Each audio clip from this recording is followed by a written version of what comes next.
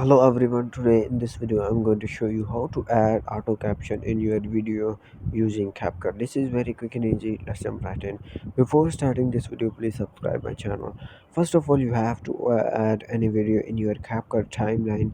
After that, click on this T icon. Here you can see click on this T icon.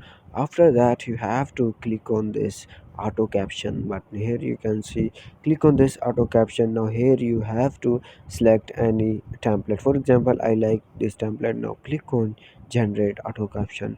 Now here you have to wait few seconds. After that, here you can see my caption is generated. Now before starting this video, please subscribe my channel. Now here you can see now here you can see my caption is generated.